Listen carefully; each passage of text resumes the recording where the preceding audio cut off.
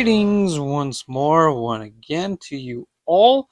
Welcome back to Exploring Arda, a Tolkien-centered podcast, where I, Jackson, will be your host throughout this daring adventure of me pretty much traversing all across Tolkien's many, many works, aside from Lord of the Rings and The Hobbit. Now, I started with the Silmarillion to begin with, and I've done a bunch of chapters already, and I felt like something was missing, I guess, into my deep delve, I guess. And so this is actually kind of like the first segment that I decided to almost make up for the show, where I will be addressing figures and also maybe like theories. And the theories are more of just a lot of like deep thinking questions more than theories, but I just kind of call them Ardian theories. And also, as this segment is called, Addressing Ardian Figures, I thought it would be kind of cool to just kind of call it Ardian, just because, the whole show is exploring Arda. So I thought it would pretty much, I don't know. I thought it was clever enough, and I'm just going to run with it. So that's kind of just the gist of what this segment is all about. So yeah, that's pretty much it. That's a good explanation for it. So we are taking a break from the actual reading, and pretty much you guys just get to listen to my thoughts on all these segments. So either you're very lucky or you're not so lucky. Either one. So now, this first segment of Addressing Ardian Figures is about the one and only Eru Ilúvatar.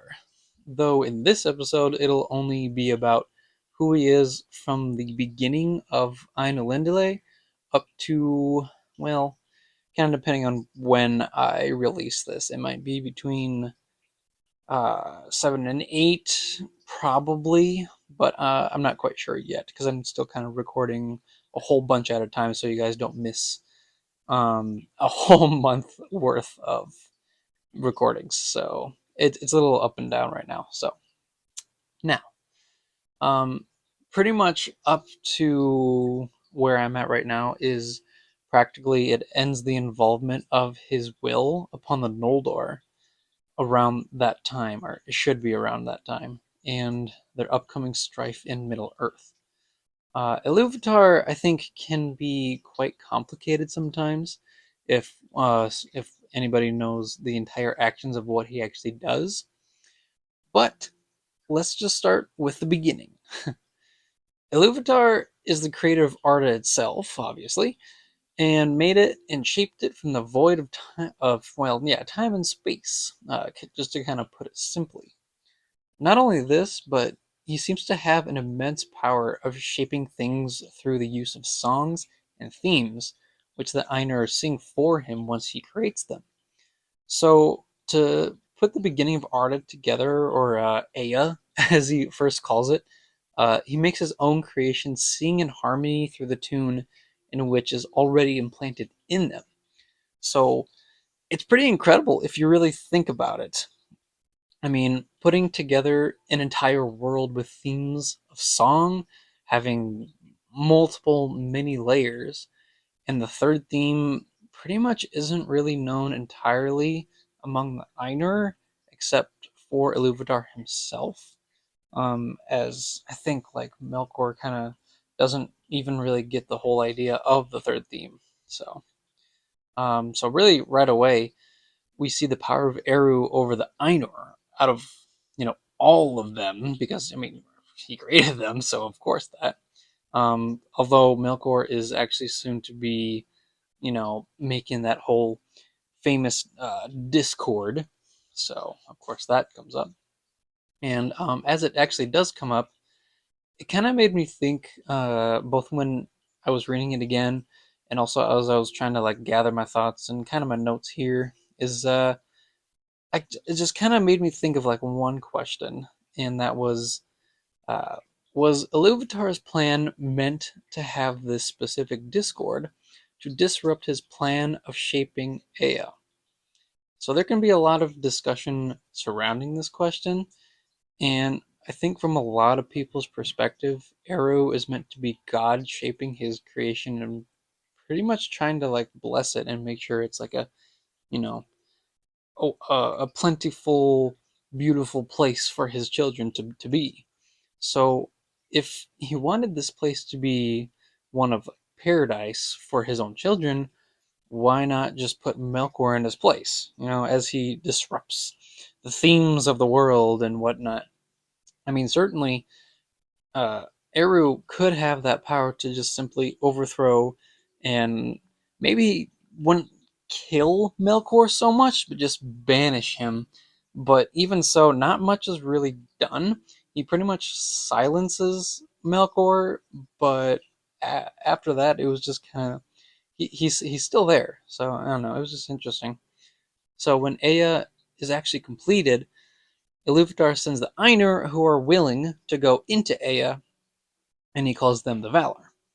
So I think in this moment when Ilúvatar sends the imperishable flame into Arda is when he decides that his involvement with the world would be a little less, and that the Valar would be the ones to protect it, be kind of personal and more, I don't know, just his involvement, his sort of spirit is the imperishable flame, and that's pretty much shared among the Valar. So, kind of in a way, his spirit is with Ea, but physically he's not there. So it's, I don't know, just interesting to kind of think about it. But yeah, however, Ilúvatar still had that chance to send away Melkor, just as the Valar had done for his punishment of sending him away for, I think it was like 3 ages. So if the Valar could do it, why didn't Ilúvatar do this from the beginning? During the whole Discord. I mean, the coming of the children was like an anxious wait for for the Valar, pretty much, and we can see the patience and the forgiveness of Ilúvatar when Aule creates the dwarves in secret, because Aule was being kind of impatient, and he's pretty much reflecting the thoughts of the Valar by doing this. So I kind of go back to that, and maybe this patience and forgiveness is what drove Ilúvatar to not harm Melkor, a being of his own creation. So he pretty much he didn't want to see something, or like, well, rather someone that he created with precision and probably love cower in fear and dread despite his immensely incredible power. Now, after the whole creation of Arda, the inclusion of the Valar, the coming of the children, and the marring of Arda, it seems like Ilúvatar kind of almost takes a back seat to everything, which is a big deal in my opinion. Aside from the Valar deciding what to do practically in the name of Eru by the whole thing of like Manwë doing the bidding of Eru Ilúvatar, uh, his name, like Eru Ilúvatar's names and actions, aren't really that important. Um, at least it seems like that in the narratives. His It just becomes less and less of mentioning his name and more of the Valar. So it's just interesting to see that the almighty creative Arda just kind of step back and almost will just watch what unfolds. So there's definitely a monumental event that happens later in the book, representing Ilúvatar's true and mighty and massive power. So I know that he has the ability to pretty much punish those who are evil. So with Melkor being so disruptive and already on the path to evil, um, Ilúvatar has that option to take him off the board, saving the world from just so many tragedies and death in the future. So that that kind of leaves me with one final thought here, as these discussions are pretty much going to be really super quick, 10 to 15 minute things of uh, characters, theories, all that stuff. So it'll be these things are really quick. So let's just do this with one final thought. Um, Ilúvatar has the gift, I guess, his own gift of foreseeing the future of Arda, as it's seen already in the music of the Ainur and the themes. But despite his knowledge of what happens, he actually allows Melkor to cause his discord as a sort of task or test that his children, the children of Ilúvatar, must then go through to submit to him with full faith. Now, with everything being said for now, with all that, all this stuff being said, that was my final say of what that is. You all, the listeners here, you may have different opinions, swaying thoughts, and whatnot regarding Ilúvatar up to this point. Or if you already know who Ilúvatar is and what he does later, um, this is just simply my own ramblings and ideas. Obviously, Eru comes back later in the story, but I just thought it would be useful to glance over this character now during the first part of the book, as he practically disappears for the narrative for a long time once we get into the enormous wars and battles that occur later on. So that's pretty much all I have to say about Ilúvatar now. Some interesting thoughts, some questions. Um, yeah, as I said, it was just pretty much my ramblings, and I thought it would be a good segment to slide in um, between the chapters because I didn't want it to just simply be a reading and summaries.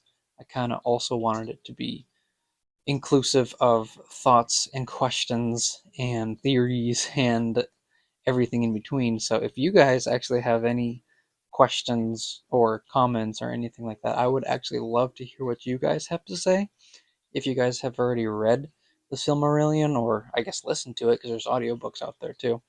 But if you have anything regarding pretty much up to where we are now, I would actually really love to hear anybody else's thoughts on Ilúvatar.